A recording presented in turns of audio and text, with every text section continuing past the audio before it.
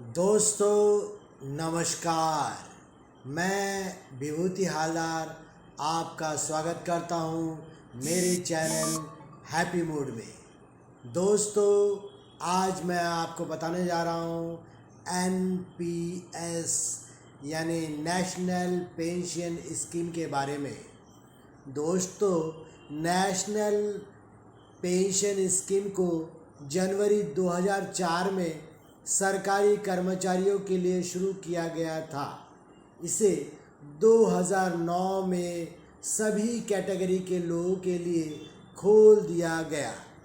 कोई भी व्यक्ति अपने वर्किंग लाइफ के दौरान पेंशन अकाउंट में नियमित रूप से योगदान दे सकता है।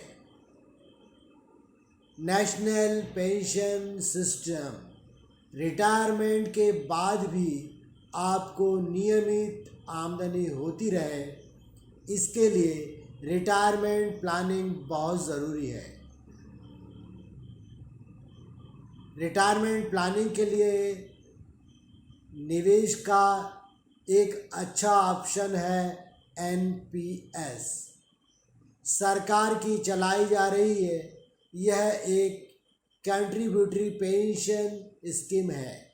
एनपीएस नेशनल पेंशन सिस्टम एक लंबी अवधि का निवेश प्लान है। एनपीएस में निवेश पर रिटायरमेंट पर एक बड़ा फंड एकमुश्त मिलता है। साथ ही आपकी एन्युटी की रकम और उसकी परफॉर्मेंस के आधार पर मंथली पेंशन मिलती है। आइए जानते हैं इस स्कीम की डिटेल। नेशनल पेंशन स्कीम को जनवरी 2004 में सरकारी कर्मचारियों के लिए शुरू किया गया था। इसे 2009 में सभी कैटेगरी के लोगों के लिए खोल दिया गया। कोई भी व्यक्ति अपने वर्किंग लाइफ के दौरान पेंशन अकाउंट में नियमित रूप से योगदान दे सकता है। जमा हुए फंड के एक हिस्से को वह एक बार में निकाल भी सकता है और बची हुई राशि का इस्तेमाल रिटायरमेंट के बाद नियमित पेंशन हासिल करने के लिए कर सकता है। व्यक्ति के निवेश और उस पर मिलने वाले रिटर्न से एनपीएस अकाउंट बढ़ता है। एनपीएस में जमा रकम को निवेश करने का जिम्मा पीएफआरडीए की ओर से रजिस्टर्ड पेंशन फंड मैनेजर्स को दिया जाता है। यह आपके निवेश को इक्विटी, गवर्नमेंट सिक्योरिटीज़ और नॉन गवर्नमेंट सिक्योरिटीज़ के अलावा फिक्स्ड इनकम इंस्ट्रूमेंट में निवेश करते हैं। इसमें कोई भी व्यक्ति नियमित तौर पर एक निश्चित राशि निवेश कर सकता है। मौजूदा नियम के मुताबिक एनपीएस अकाउंट की मैच्योरिटी पर निवेशक को कम से कम 40% रकम एन्युटी में लगानी होती है। इस रकम से सब्सक्राइबर को पेंशन मिलती है। दरअसल एन्युटी आपके और इंश्योरेंस कंपनी के बीच एक कॉन्ट्रैक्ट होता है। इस कॉन्ट्रैक्ट के तहत नेशनल पेंशन सिस्टम में कम से कम 40% रकम का एन्युटी खरीदना ज़रूरी होता है। यह रकम जितनी अधिक होगी पेंशन की रकम उतनी ही अधिक होगी। एन्युटी के तहत निवेश की गई रकम रिटायरमेंट के बाद पेंशन के रूप में मिलती है और एनपीएस की शेष राशि एकमुश्त निकाली जा सकती है। हालांकि यह पेंशन टैक्स दायरे में आता है। इसमें रिटर्न फिक्स्ड नहीं होता है। यह फंड की ओर से इक्विटी और डेट में निवेश से हासिल होने वाले रिटर्न पर निर्भर करता है। एनपीएस कौन कर सकता है? केंद्रीय सरकार के कर्मचारी, राज्य सरकार के कर्मचारी, प्राइवेट सेक्टर के कर्मचारी, आम नागरिक। योजना में कौन शामिल हो सकता है? कोई भी भारतीय नागरिक इस स्कीम में निवेश कर सकता है। इस स्कीम में 18 से 70 साल का व्यक्ति निवेश कर सकता है। केवाईसी प्रक्रिया के बाद नागरिक इस योजना में व्यक्तियों और एम्प्लॉयज समूह के रूप में शामिल हो सकते हैं। नॉन रेजिडेंस इंडियन एनआरआई भी इस स्कीम में निवेश कर सकता है। एनआरआई द्वारा किए गए योगदान आरबीआई और फेमा द्वारा रेगुलेट किए जाते हैं। एनपीएस में 2 तरह के खाते होते हैं, टीयर 1 और टीयर 2। 60 साल की उम्र तक टीयर 1 से फंड विड्रॉल नहीं किया जा सकता। टीयर 2 एनपीएस अकाउंट एवं सेविंग अकाउंट की तरह काम करता है, जहां से ग्राहक अपनी ज़रूरत के हिसाब से पैसा निकाल सकता है। एनपीएस में मिलने वाला फ़ायदा, एनपीएस से फाइनल विड्रॉल पर 60% रकम टैक्स फ्री है। सरकारी कर्मचारियों के एनपीएस अकाउंट में कंट्रीब्यूशन की लिमिट 14% है। कोई भी एनपीएस सब्सक्राइबर रुपए की कुल सीमा में इनकम टैक्स एक्ट के सेक्शन 80 CCD 1 के तहत ग्रास इनकम का 10% तक टैक्स में डिडक्शन क्लेम कर सकता है। सेक्शन 80 CCE के तहत यह लिमिट 1.5 लाख है। सेक्शन 80 CCE के तहत सब्सक्राइबर 50,000 रुपये तक का अतिरिक्त डिडक्शन क्लेम कर सकते हैं। एन्युटी की खरीद में निवेश की गई रकम को भी टैक्स से पूरी तरह छूट प्राप्त है। एनपीएस खाता कैसे खोलें? एनपीएस अकाउंट फाइनल या मैनुअल एनपीएस अकाउंट ऑफलाइन या मैनुअल रूप से खोलने के लिए सब्सक्राइबर को पहले पीओपी पॉइंट में प्रेजेंस होना होता है। अपने नज़दीकी पीओपी से एक सब्सक्राइबर फॉर्म लीजिए और इसे केवाईसी पेपर्स के साथ जमा करें।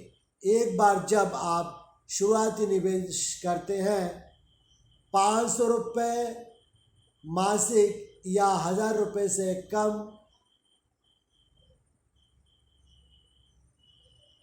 पीओपी आपको एक पीआरएन स्थायी रिटायरमेंट अकाउंट नंबर भेजेगा। इस संख्या और पासवर्ड की मदद से आप अपने अकाउंट को देख सकते हैं, चला सकते हैं। इस प्रक्रिया के लिए एक बार रजिस्ट्रेशन फीस का भुगतान करना होता है। यदि आप अपने खाते को अपने पैन या आधार मोबाइल नंबर से जोड़ते हैं तो खाता ऑनलाइन खोलना आसान है। आप अपने मोबाइल पर भेजे गए ओटीपी का उपयोग करके रजिस्ट्रेशन को मान्य कर सकते हैं।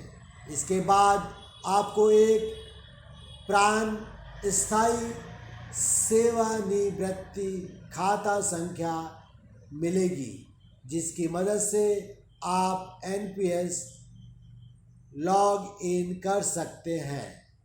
दोस्तों, यह डिटेल है एनपीएस यानी नेशनल पेंशन स्कीम हम कैसे खोल सकते हैं। सीधे शब्दों में आप कहें तो आप किसी भी CSC सेंटर में जाकर ये नेशनल पेंशन स्कीम में भाग ले सकते हैं। इसका आवेदन आप ऑनलाइन भर सकते हैं। CSC सेंटर में मौजूद भारत सरकार के रिप्रेजेंटेटिव आपका ये खाता खोल देंगे बिल्कुल फ्री ऑफ कॉस्ट। इसमें रिप्रेजेंटेटिव को कोई पैसा आपको देने की ज़रूरत नहीं है। दोस्तों, अब मैं आपको बताऊं कि NPS क्यों ज़रूरी है। दोस्तों, आप सबको मालूम है कि जो सरकारी कर्मचारी है, चाहे वो सेंट्रल गवर्नमेंट के एम्प्लॉय हो, चाहे वो स्टेट गवर्नमेंट के एम्प्लॉय हो, या कोई बड़ी कंपनी में, प्राइवेट कंपनी में काम करते हो, उनको तो ये इंश्योरेंस प्लान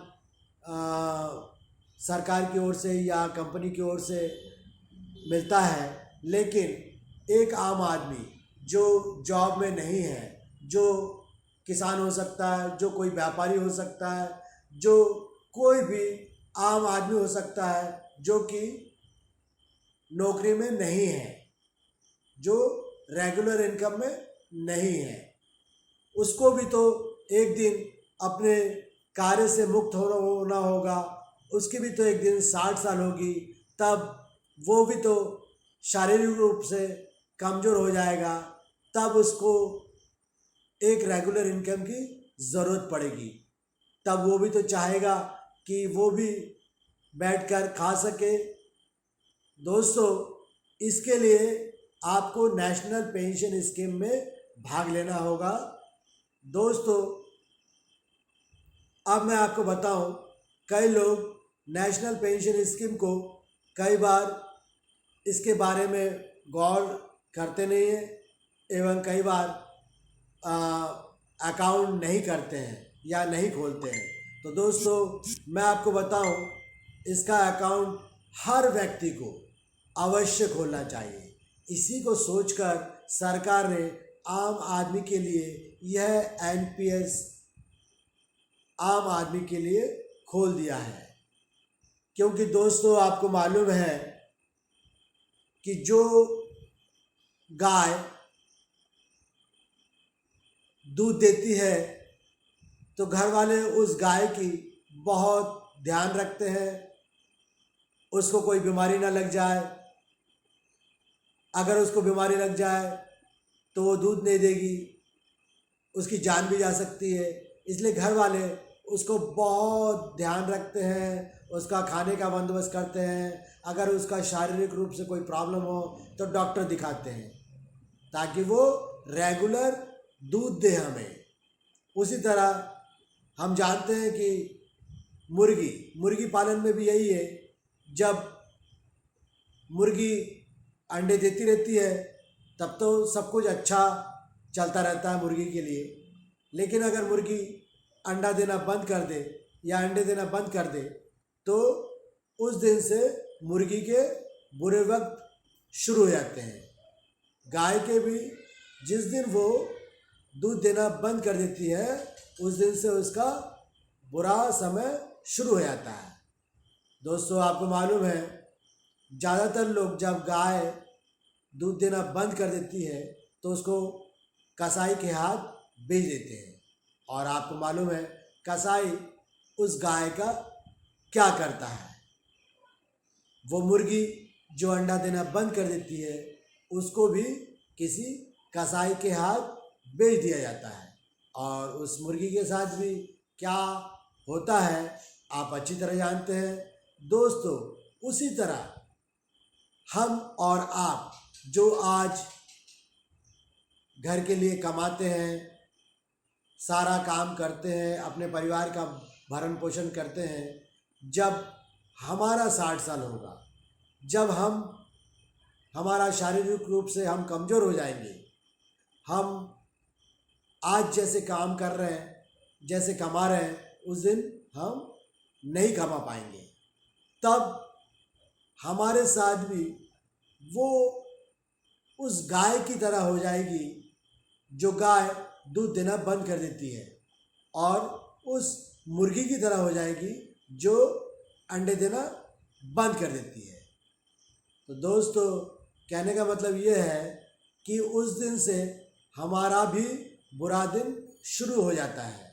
घर में हमारी कोई औकात नहीं होती, हमें एक बोझ समझा जाता है कि यह तो अब कोई काम का नहीं है, बैठे बैठे खाते हैं और बीमार पड़ने पर इनका इलाज भी करना पड़ता है।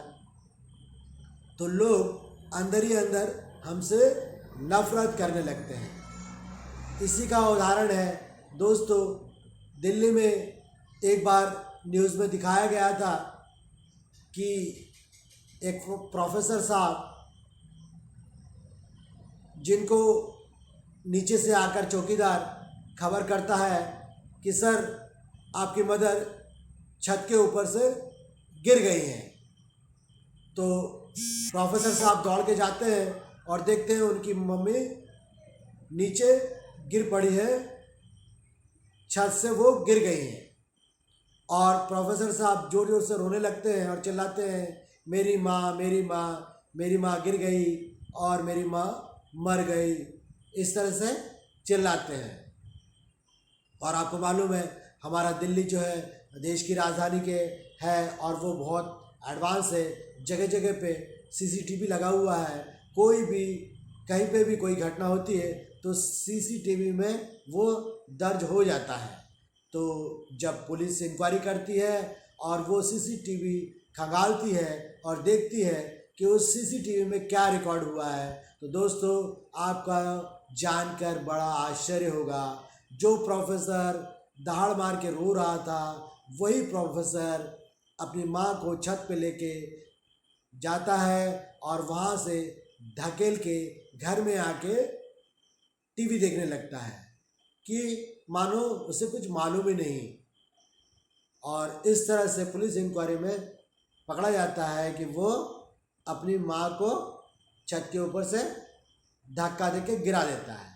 कारण उसकी माँ भी 60 साल से ज़्यादा हो चुकी थी।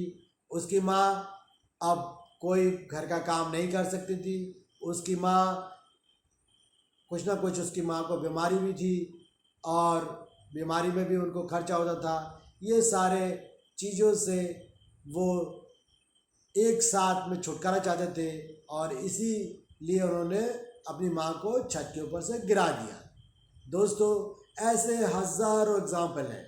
आपने कई बार सुना होगा, कई लोग क्या करते हैं, अपने मम्मी पापा को बोलते हैं चलो घूमने चलते हैं और वो स्टेशन में ले जाते हैं और ट्रेन में बैठते हैं और फिर बोलते हैं मैं पानी लेकर आता हूँ, खाना लेकर आता हूँ, और नीचे ट्रेन से उतर जाते हैं और इस तरह मम्मी या पापा को ट्रेन में बिठा देते हैं। मम्मी पापा ट्रेन में कहीं दूर चले जाते हैं और फिर वो कभी वापस नहीं आ पाते।